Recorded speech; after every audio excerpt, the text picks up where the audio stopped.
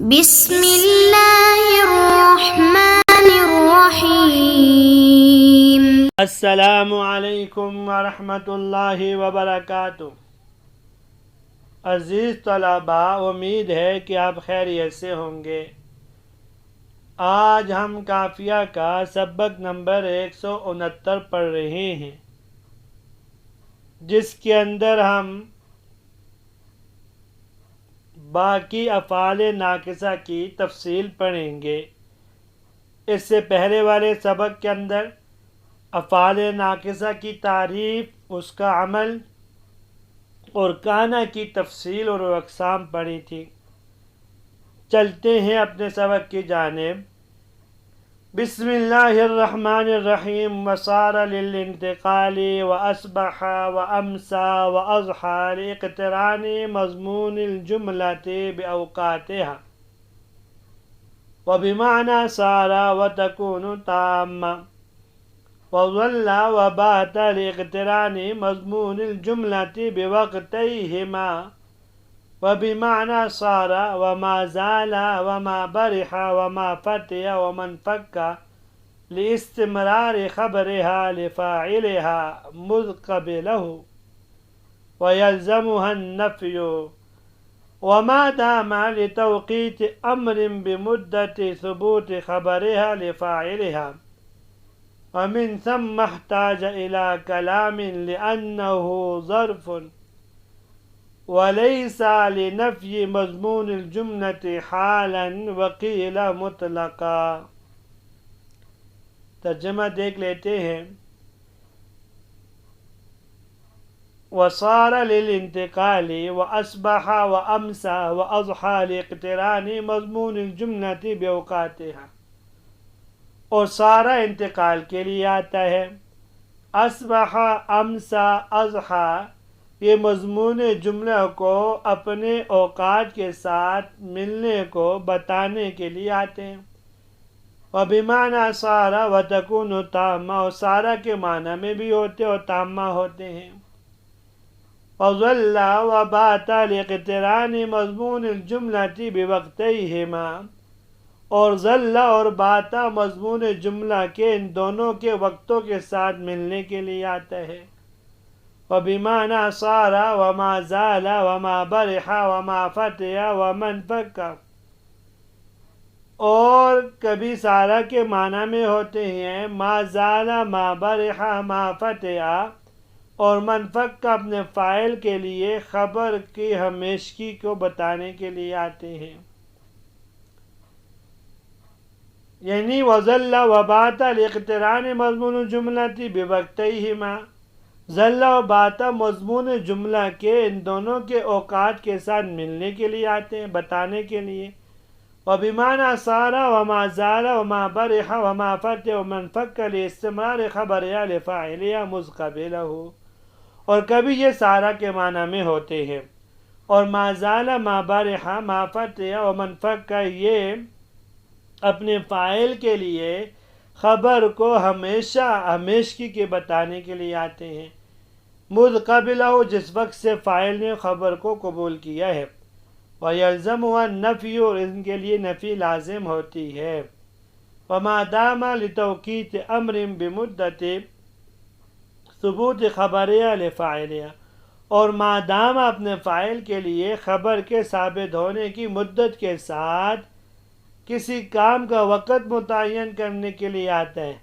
وَمِن ثَمَّ احْتَاجَ إِلَىٰ كَلَامٍ لِأَنَّهُ ظَرْفٌ، اسی وجہ سے وہ کسی کلام کا محتاج ہوتا ہے، اس لیے کہ وہ ظرف ہے۔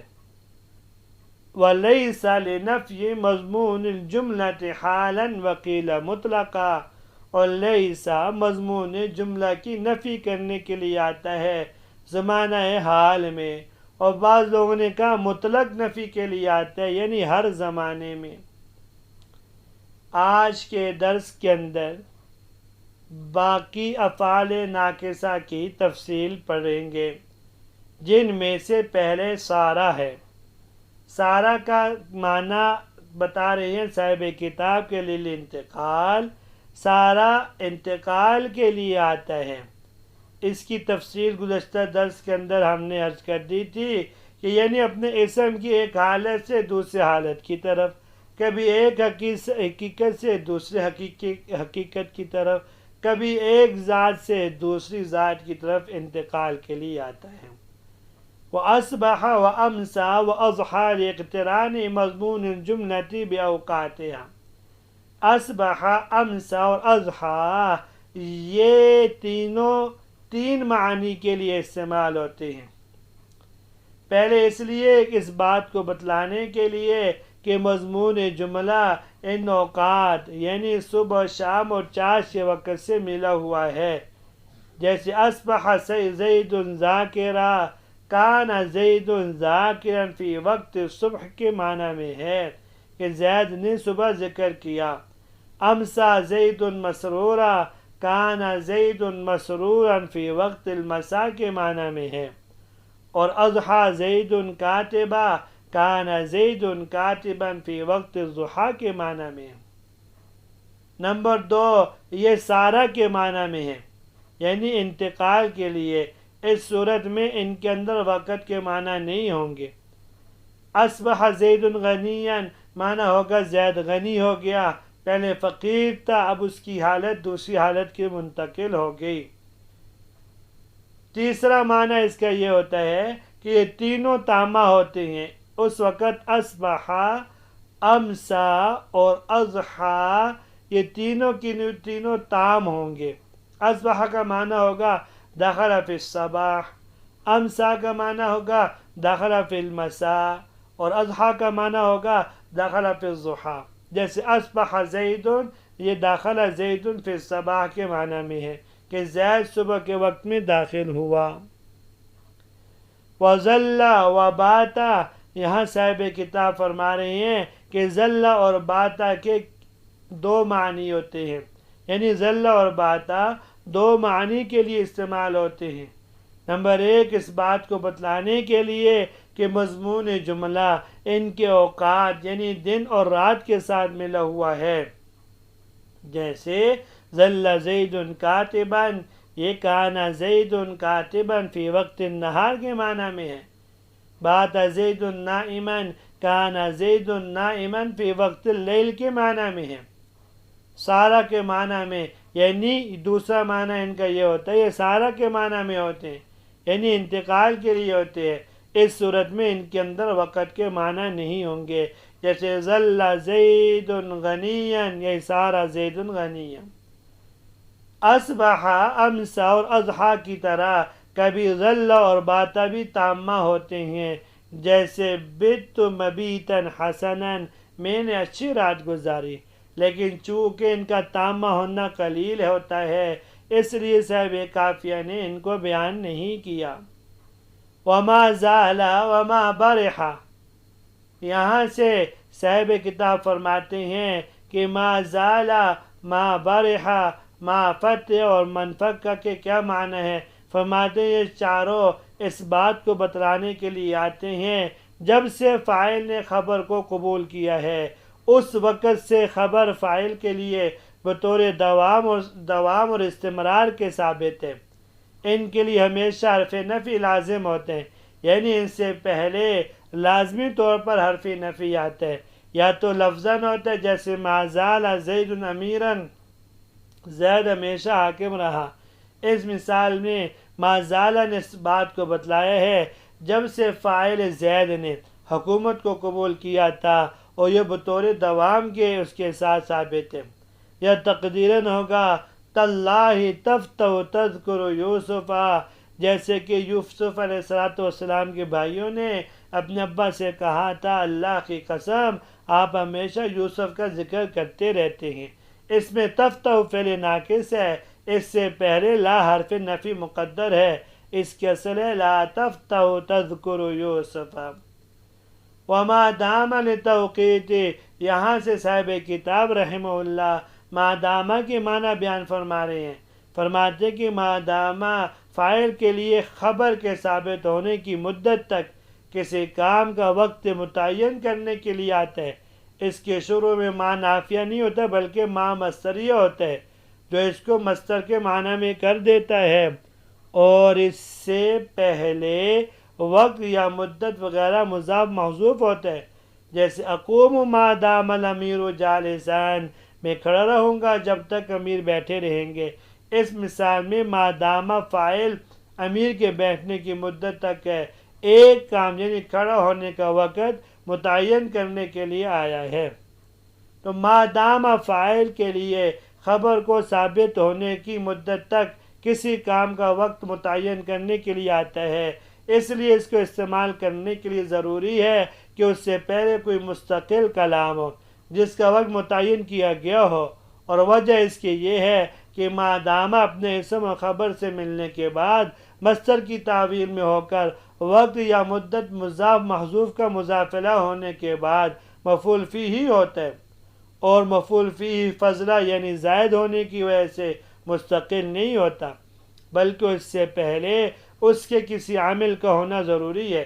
اس لیے ما دامہ سے پہلے کسی مستقل کلام کا ہونا ضروری ہے تاکہ وہ اس سے مل کر پورا فائدہ دے سکے، جیسے کہ مذکورہ مثال میں اس سے پہلے اقوم ایک مستقل کلام ہے جس کا یہ مفعول فیہ ہے۔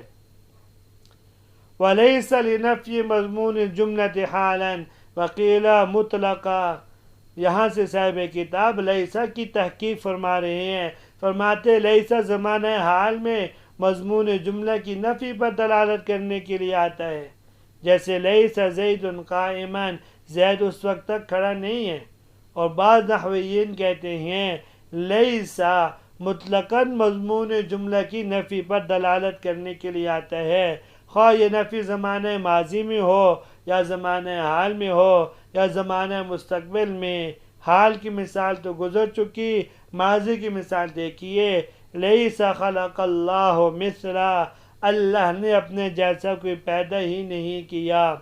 مستقل کی مثال دیکھیے، الا یوم یاتیہم لیس مصروفا عنہم، خبردار جس دن وہ یعنی عذاب ان کے پاس آ جائے گا تو ان سے ہٹایا نہیں جائے گا۔ صحیح بات یہ ہے ان دونوں اقوال میں کوئی تعارض نہیں ہے، لیسا کسی زمانے کے ساتھ مقید نہ ہو تو وہ زمانے حال پر محمول ہوگا، اگر کسی زمانے ماضی یا مستقبل کے ساتھ مقید ہو تو اس صورت میں اسی زمانے پر محمول ہوگا جس کے ساتھ وہ مقید ہے۔ لیسا اصل میں لایسا بروزن سامع آتا، تخفیفاً جا کو ساکن کر دیا لیسا ہو گیا، اس سے ماضی کے علاوہ کوئی دوسرا فعل نہیں آتا۔ تو آج کے درس کے اندر ہم نے مختلف افعال ناقصہ میں ہر ایک کی تفصیل پڑھی ہے۔